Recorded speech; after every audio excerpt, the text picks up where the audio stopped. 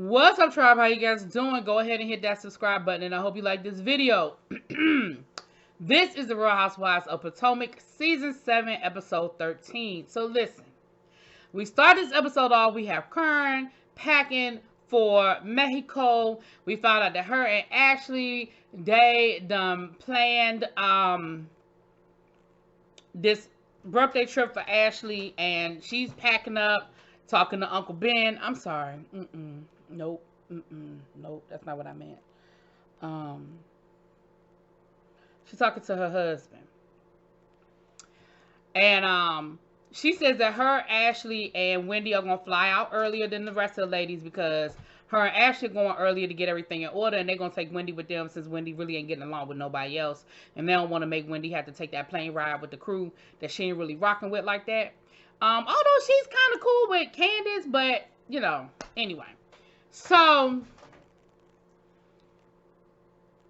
then we see Giselle and Robin. And Giselle's driving, Robin's on the phone. First thing we found out is that Giselle has to have a hysterectomy. She's got fibroids and a lot of stuff, and that the doctors have been monitoring it for a couple of years, but basically this is what it is. And I understand, I get it. That's what happened to me. I didn't have a full hysterectomy, but I had a partial hysterectomy, and that's really what it was. It's a lot. And again, I keep telling y'all, this woman thing ain't easy. It ain't basic and it ain't easy. And it's a lot of layers and a lot of stuff to it. So, yeah, you know, so I get it. I can dig it. Then they start talking about Karen's live show. And then they start talking about how unfair it was for Karen not to invite Charisse. And that Charisse released that video of Karen with her nipples out because she was mad at Karen for not inviting her to the live show. First of all, why is Karen obligated to invite somebody she don't like? I just don't. Listen, Karen has been... Y'all can call Karen a lot of things, and I know y'all call her a liar, and y'all say she this and she that. But she's been very consistent about Charisse. From the first episode of this show, of this season, she's been very consistent about Charisse. She don't fuck with her. Period. She ain't rocking with Charisse. So... why is it weird, or why? And you know, Giselle was like, well, I want us to, we used to be all friends, I want us to get back there. Well, I want $1 million, but that's not, well, you know, today that's not happening. Now you know, in the future we're praying on that, but today I can't go to my bank account and see $1 million.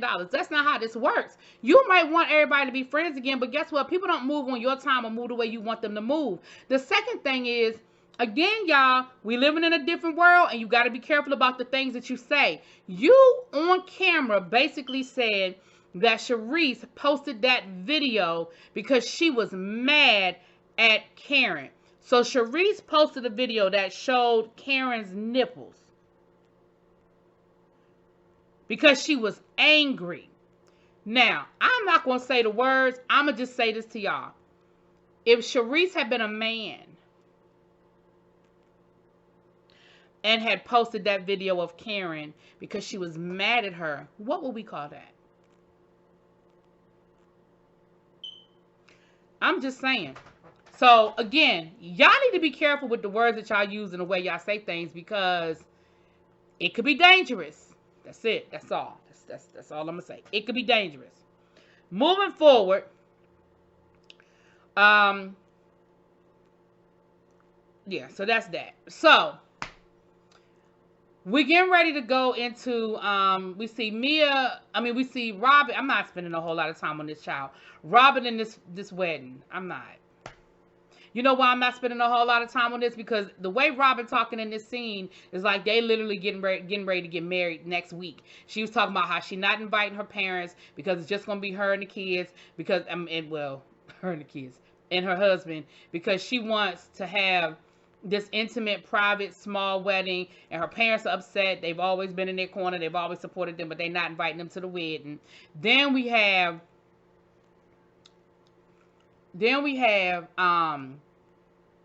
this guy coming in to, you know, get them ready for their tuxes and have them picking out tuxes and stuff. And Robin was like, yeah, I got this girls trip right in the middle of this, and this was the wrong time to plan it, and I didn't plan this out well. So you talking like y'all was getting ready to get married last week. Now, we do know that at one point in time, they did take out a marriage license. Now, for all we know, they might be married and they just ain't tell nobody. I don't think that's the case, but it's not outside of the realm it's not outside of the realm of possibility. However, the reason why I'm not spending a whole lot of time on it at this point is because, as far as we know, y'all still ain't married. And this was last summer. Because we know they started filming this around the time that the cherry blossoms were in peak. And that's April, May. We know that it's not summertime yet because Giselle was on the phone talking to Robin saying she had all these plans for the summer for her girls, and so she's got to plan the surgery in a way that it doesn't disrupt the plans that she had for the girls for their summer vacation. So we know that this was 6 months ago, easy. And y'all ain't married yet. I'd already spent too much time on this. I said I wasn't going to spend no time on it, and I spent time on it. So we're done. Moving forward. We have Mia, and I ain't spending a whole lot of time on this either because Mia's sitting there in front of her laptop writing on these Post-it notes like she really doing something. Like she really planning something out. Like she really putting some plans into place. Girl, bye. That scene is as contrived as Robin's wedding. Moving forward. Now, the only other thing that came up in that conversation is that she's saying she's irritated with Jacqueline because she feels like Jacqueline is taking advantage of the fact that her sister, aka Tita Talks, was her nanny at the time. And because her nanny and Jacqueline are blood sisters, they sisters in real life, she said that, you know, there are times where she doesn't have a babysitter, she'll tell Jacqueline, oh, just bring the kids here because, you know, Tita's here, she can watch all of the kids. And Tita has said that she would watch all of the kids at times. But Mia feels like Jacqueline is taking advantage of that. Like, okay, girl, you're doing too much. Then she alleges that Jacqueline is taking, well, she said that later on, but taking advantage of the fact that they will help her out financially. Now, again, for the people in the back that don't hear me when I say certain things, let me say this. I know Jacqueline has a career. I know Jacqueline makes good money. I know Jacqueline makes her own money. But in her own words on the show, they helped her with the down payment for her Porsche. She even said, well, I qualified for it, which means that I can afford it, but I needed a little help with the down payment. That's it. That's all. I ain't saying this woman can't afford her car note. I'm not saying this woman can't afford her car. What I did say was if she needed help with the car note because at the time she was having other issues and her money was going in other places, maybe that wasn't the time for her to buy a Porsche. That's what I said. I ain't say she couldn't afford it. I said maybe that wasn't the time for her to buy it. If she was trying to get out of a relationship and that's where all her money was going, maybe she should have focused on that. That's what I had said. Moving forward, because people be getting in the comments acting like they only hear, y'all hear what y'all want to hear sometimes. Y'all hear half of a sentence and then y'all be so quick to jump on something. I feel like y'all don't be listening. Anyway, Karen, Wendy, and Ashley flew ahead of time. They had a good time. They in the car. They done already started popping the bottles. They drinking Coronas. They toasting to the weekend. Wendy said she could drink a little bit. She said she could drink a little bit. Her doctor said she could drink a little bit. I said, I know that's right. You better go on vacation and get the doctor's permission to drink a little bit, girl. But they look like, you know, of course, they're off to a good start. Ashley is talking about how this isn't the normal birthday for her because, you know, normally her birthdays consist of her and Michael traveling to these exotic places and having these exotic vacations. And so this is new for her and yada, yada, yada. I get it, girl. We get it. So they get to the resort. They check in and everything. And they have gift bags for the ladies. And, you know, they put together personalized gift bags for the ladies. And, you know, they got a bride-to-be veil for Robin. No, she's not. They got, she got vibrators for everybody.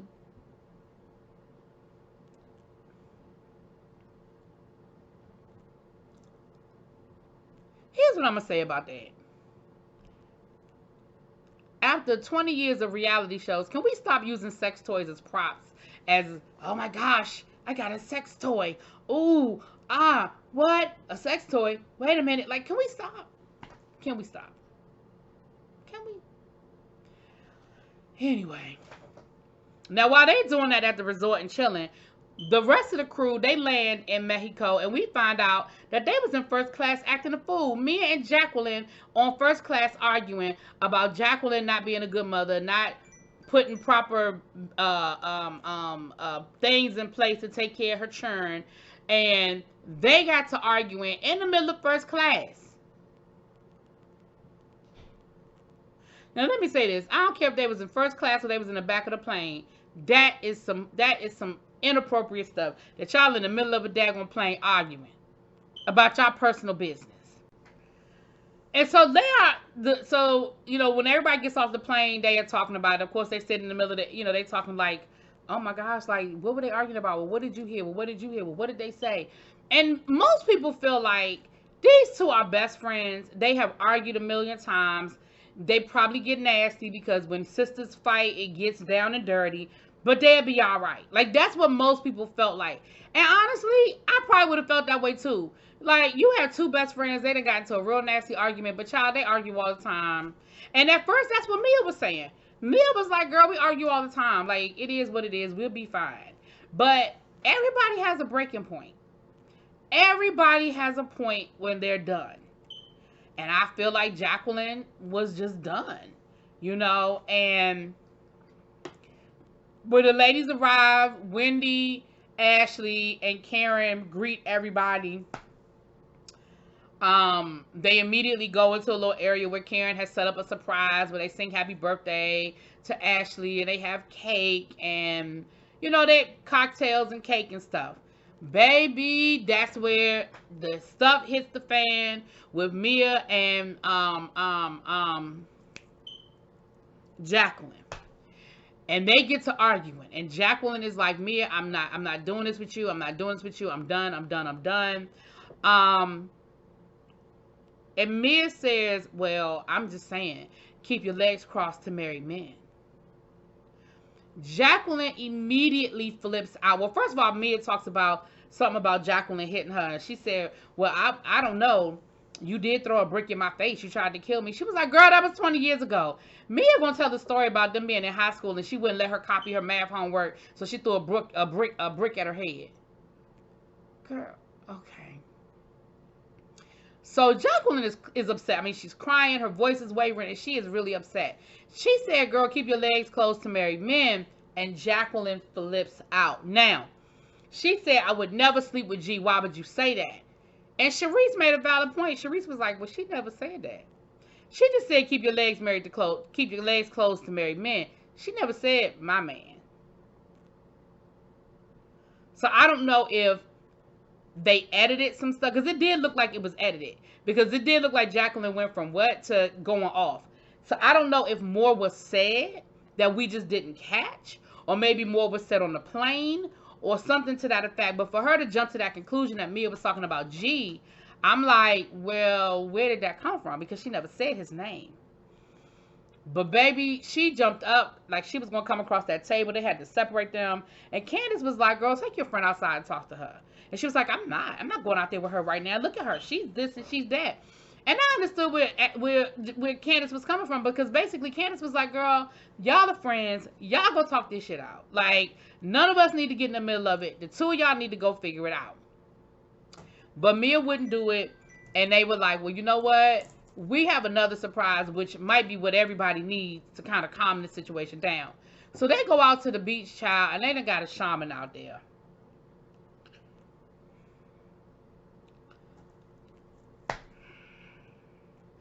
I mean, the shaman is burning his sage, and he's blessing them. He got the feather and the stuff. Child, I mean, I think they thought that might calm the situation down. I don't know if it helped anybody do anything. I mean, Karen kept throwing shade at Charisse. I don't know. Everybody finally goes back to their room to take a shower and freshen up. Lord, I'm so glad we ain't got to see people arguing and fighting over rooms. It looks like everybody got their own room, because I saw Robin in the room by herself. I didn't see Giselle with her. So I feel like everybody has their own separate and personal room. Mia calls Gordon, and she's more excited about the fact that she got a sex toy than she is about the fact that she just got into this knockdown, drag out fight with her supposedly best friend. Robin goes out on her balcony with her bride-to-be veil on, and it promptly flies off her head. And when I tell you, Karen threw all the shade about how the veil even knew that her ass was lying about getting married. Baby, the shade that Karen threw, honey. But even Robin had to say it herself. Robin was like, well, maybe, I mean, is that bad luck that my veil flew off? I mean, is that bad luck? Anyway, child, so they get ready for dinner that night. Everybody shows up for dinner, and of course, when Charisse shows up, Karen don't have nothing to say. So Charisse basically said, so they bring up the video, and here go Giselle being the shit stirrer. Well, Charisse, I told Karen that you posted that video because you were upset that you weren't invited to the show. And Charisse was like, well, that's not totally true. Like, I don't care about not being invited to the show.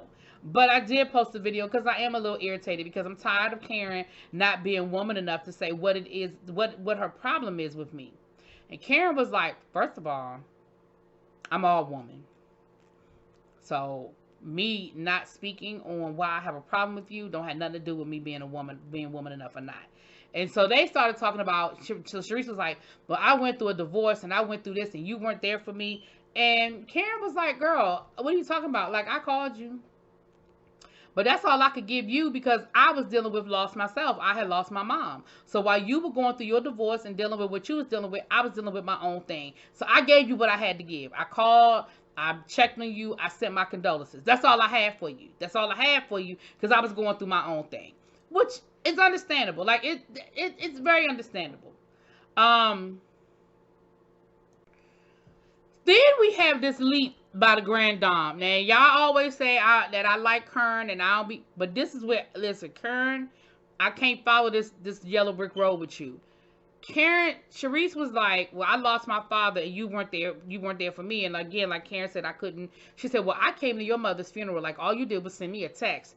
And she said, well, you didn't come from a good place. You came to my mother's funeral because you were trying to get back in the friend group. Then she said, and this is where I'm going to end this conversation because you're going to keep my mother's name out your mouth. Charisse was like, I'm not talking about your mother. She was like, yes, you are. You're talking about my mother's funeral, and you're trying to use my mother's funeral as a way to get back in, and you're not going to do it. And then Karen gets upset and starts screaming and hollering about keep my mother's name out your effing mouth. And Charisse gets up and starts screaming and hollering. Now, Karen, I'm with Charisse on this one. And I understand your point to say, she wasn't coming from a genuine place when she came to my mother's funeral, which I don't know if I agree with, but I wasn't there and I don't know y'all's situation. But she didn't talk negative about your mother in that moment. Now, maybe some things got back to you and that's what you're mad about. Maybe you know about some behind the scenes stuff that we're not privy to. But in that moment, girl, she didn't say nothing about your mama. She said she came to your mama's funeral. Anyway, y'all let me know if y'all heard something I didn't hear or saw something I didn't see. Let me know what y'all think, and I'll talk to y'all later. Peace.